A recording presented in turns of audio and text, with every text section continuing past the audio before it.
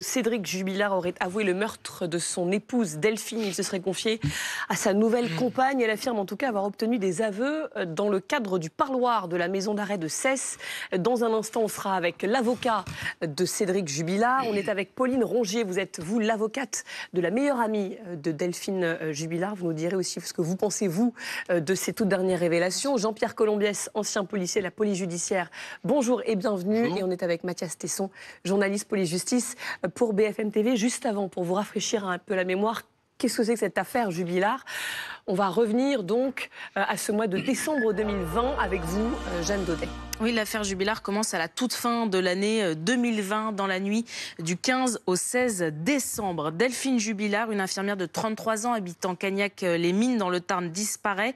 Le lendemain, le 16 décembre 2020, son mari, Cédric Jubilard, signale sa disparition aux forces de l'ordre. Il indique aux enquêteurs que sa femme a quitté le domicile familial en début de nuit, n'est jamais rentrée à la maison.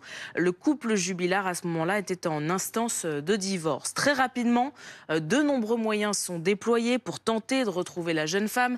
Dans les jours qui suivent, des battues sont organisées avec des centaines de personnes qui vont ratisser les alentours. La famille de Delphine Jubilard, dont son mari, se joignent aux recherches qui ne donneront finalement rien. Dans les mois qui suivent, les enquêteurs explorent la piste Cédric Jubilard et accumulent plusieurs preuves contre lui. Le 18 juin 2021, Cédric Jubilard est mis en examen pour meurtre aggravé et placé sous mandat de dépôt. Il est placé donc en détention et dort depuis en prison, malgré plusieurs demandes de remise en liberté formulées depuis par ses avocats.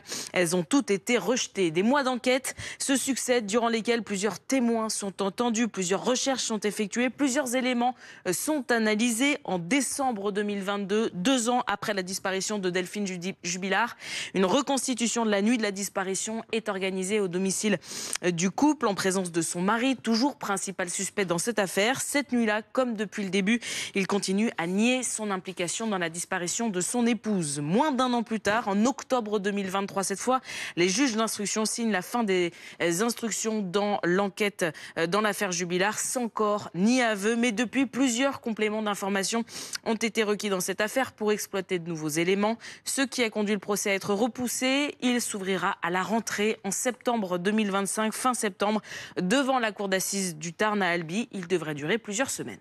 Merci beaucoup, Jeanne Daudet. Et on apprend donc que cette jeune femme de 31 ans, qui aurait entretenu une relation donc, pendant 6 mois avec Cédric Jubilard, après la disparition de Delphine Jubilard, aurait obtenu, en tout cas c'est ce qu'elle dit, des révélations alors qu'elle rendait régulièrement visite à Cédric Jubilard à la maison d'arrêt de Cesse. Peut-être qu'on peut voir précisément ce qu'elle raconte. Elle se confie notamment aux journalistes du Parisien.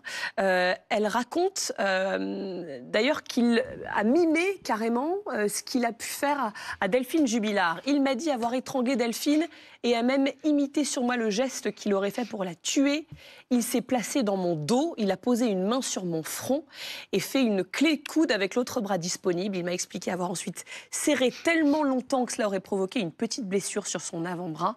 Je lui ai même demandé s'il pourrait me tuer un jour. Il m'a répondu: je l'ai déjà fait 1 fois, je peux le faire 2 fois, mais si tu ne me trompes pas, tu n'as rien à craindre. On va là, Mathias Tesson, dans l'extrême précision. Oui. Elle dit qu'il a carrément mimé l'acte. Et sans faire offense à cette jeune femme, ainsi qu'à son témoignage, on peut à minima le questionner. Pourquoi? Parce qu'on est quand même à l'intérieur d'une prison. Et si d'aventure Cédric Jubilard avait effectivement mimé un étranglement sur une jeune femme, alors qu'il y a des surveillants pénitentiaires pas loin, il y aurait eu fort à parier qu'il y aurait eu à minima... Il y aurait une intervention. Une intervention, absolument. Pareil, elle décrit une légère blessure qu'elle aurait eue à la suite de cet incident. Est-ce que cette jeune femme s'en est émue auprès des enquêteurs? Est-ce qu'elle a éventuellement signalé ces faits acquis de droit? Ce témoignage pose évidemment question. Il est loin d'être sans intérêt, mais il faut le prendre avec prudence parce que ce n'est pas la première fois dans cette affaire que Cédric Jubilard fait de telles confidences. Il y a eu d'autres moments où il s'est confié notamment à un co-détenu. Oui, et même bien avant cela, alors qu'il était encore en liberté et que des battues étaient organisées pour essayer de retrouver sa femme, il avait fait des allusions plutôt étonnantes à certaines de ses amies. Il participait aux recherches d'un côté, mais de l'autre, il se moquait des amis qui, contre vents et marées, essayaient de retrouver Delphine. Et puis, il y a une écoute téléphonique aussi datant de mai 2021, alors qu'il n'est pas encore mis en examen dans cette affaire. Il échange avec sa sœur et il explique avoir commis le crime parfait quelques mois plus tôt, en mars 2021, cette fois-ci, lors d'une battue, là encore, il fait cette confidence, il dit « Moi, j'aurais lesté le corps. Tu sais très bien qu'un corps, ça flotte. » Et puis, il y a un enregistrement aussi qu'on s'était procuré à l'époque, cette fois-ci, où il était questionné par des amis de Delphine. Et dans cet enregistrement, il dit « Mais il n'y a pas de preuve contre moi. Arrêtez de chercher dans Cagnac-les-Mines, là où Delphine disparaît, ça ne sert à rien. » Et puis, vous l'avez dit, il y a aussi cet autre co-détenu, Marco, qui lui avait expliqué avoir été aussi destinataire de ses confidences, que Cédric Jubilard, qui se vantait par ailleurs manifestement d'être le détenu le plus célèbre du Tarn alors qu'il était incarcéré, lui aurait dit qu'il aurait enterré le corps de Delphine sous un arbre près d'une ferme qui a brûlé, alors que cette fois-ci, il s'agit simplement d'une exploitation agricole. C'est ce qu'il dit à cette femme qui se présente comme sa nouvelle compagne.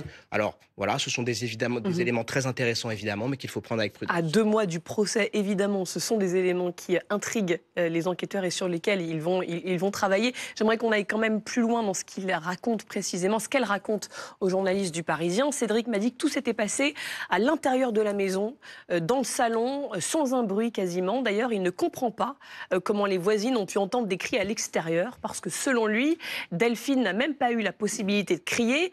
Pour me démontrer ça, il m'a serré le cou très fort pendant quelques secondes et j'ai pu constater en effet qu'il était impossible de crier dans ces conditions. Que dit l'ex-policier de la PJ? Est-ce que vous aussi, ça vous intrigue quand même qu'il ait pu mimer ses gestes au moment des échanges dans le parloir? L'ex-policier que je suis dit que de toute façon, en tout état de cause, on ne peut pas considérer ça comme des aveux. Les aveux, ça a une valeur juridique à partir du moment où c'est fait devant soit des enquêteurs, soit devant un magistrat. Alors, des propos reportés par une jeune femme qui a des rapports qui restent à déterminer, qui restent à cerner psychologiquement parlant, ça n'a pour moi aucune valeur juridique, clairement.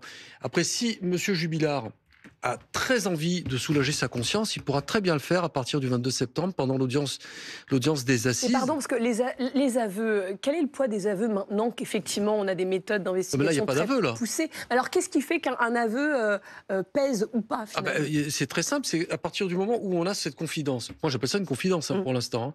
Faite à des journalistes, pas faite devant un magistrat. En tout cas, oui, il y a eu une déposition, une relation du pseudo-aveu par l'ami une relation de la jeune femme. Bon, c'est vraiment très, très, très vague tout ça, c'est pas très clair.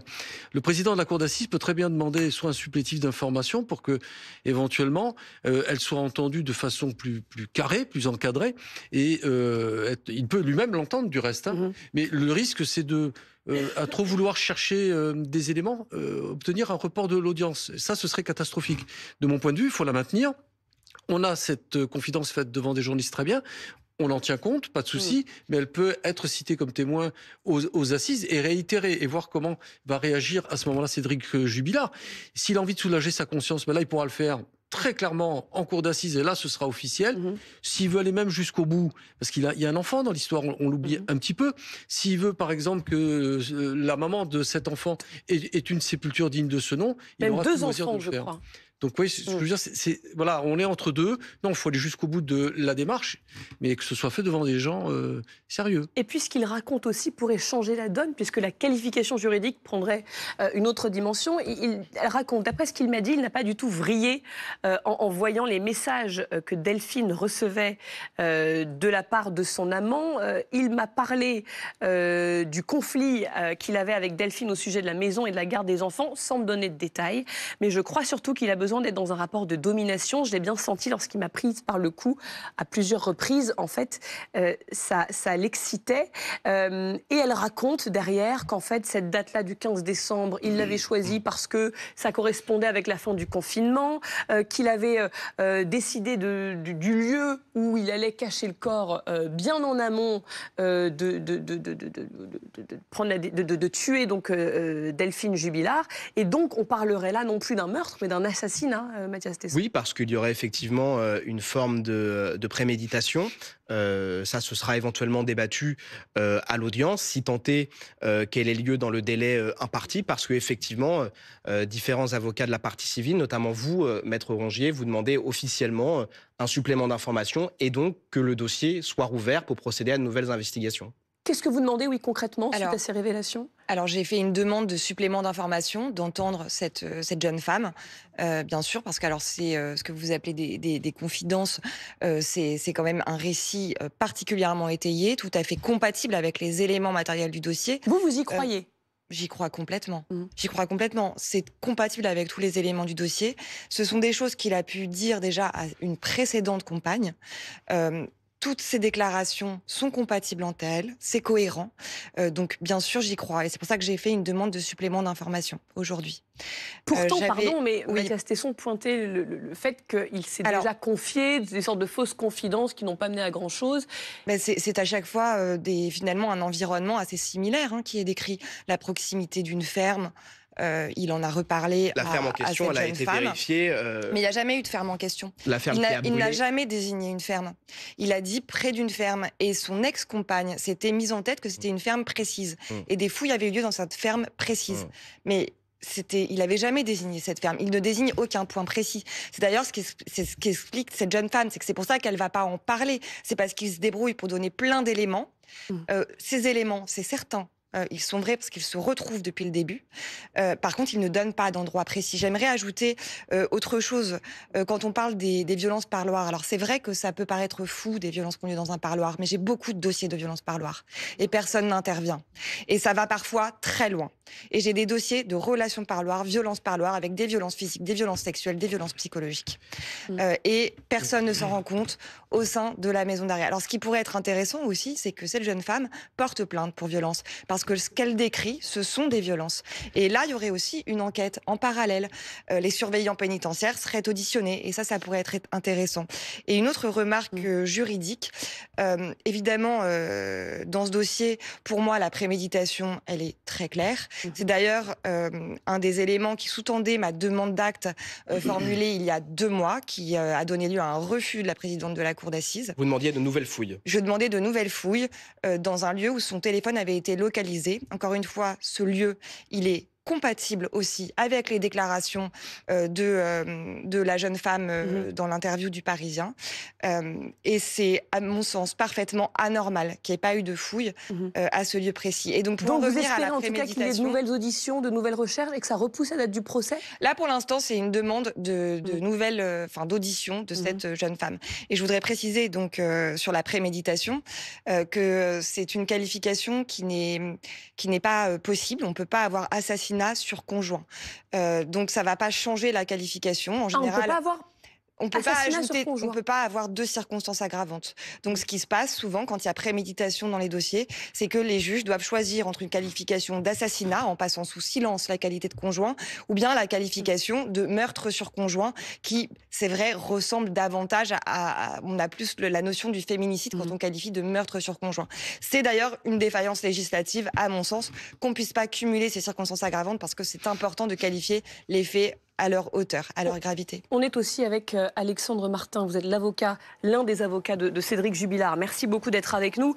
D'abord, est-ce que vous avez pu échanger avec lui depuis ces confidences de sa nouvelle compagne ?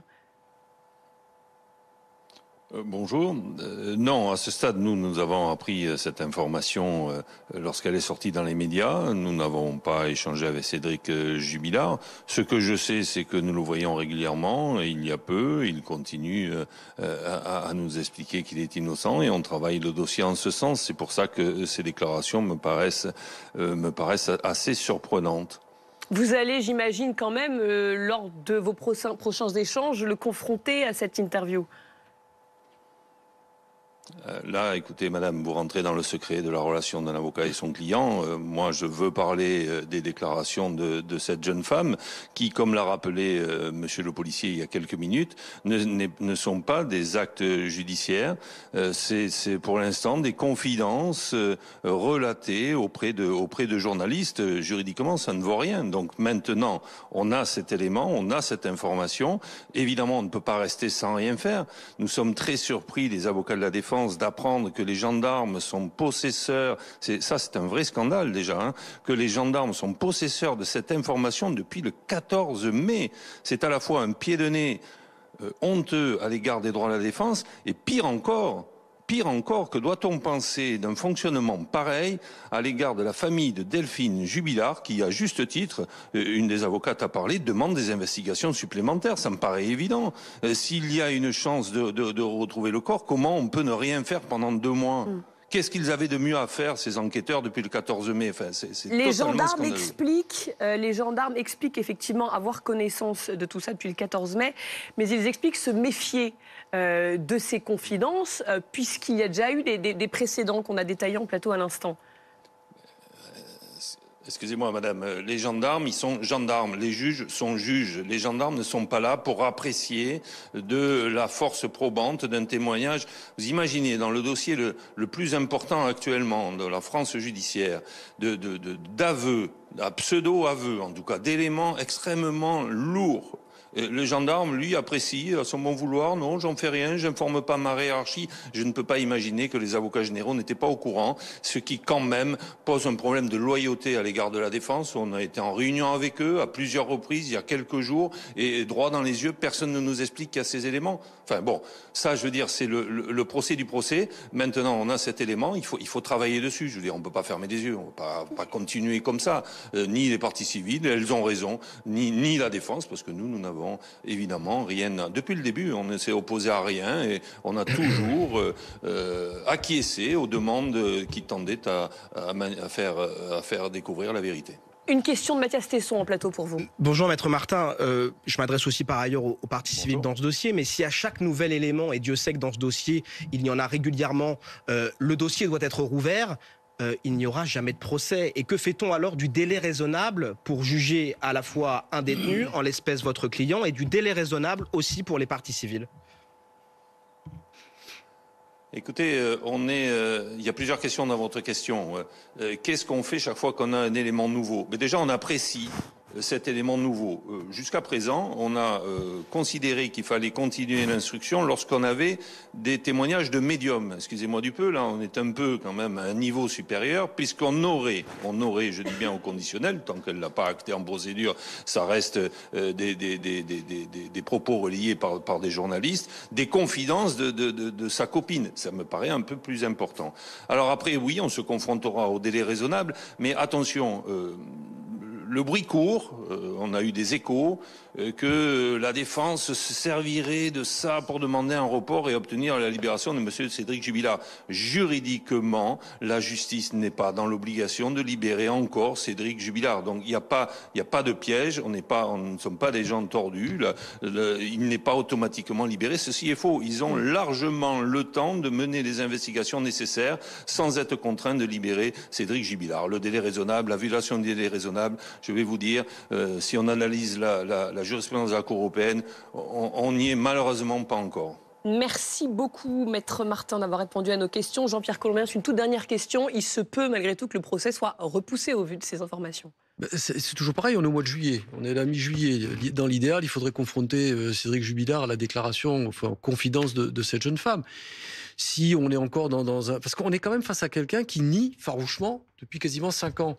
Donc je suis pas... Ni devant les juges, ni devant les enquêteurs, mais manifestement fait des confidences contraires. Ça n'a aucune valeur, comprenons-nous bien. Et donc est-ce qu'on doit reporter une session d'assises parce que quelqu'un se confie plusieurs fois, soit à des co-détenus, soit à une jeune femme qu'il rencontrait. Enfin, ça me paraît très très très subjectif et très léger tout ça. Et on suivra évidemment l'évolution de la situation et de l'enquête. Merci beaucoup à tous les trois.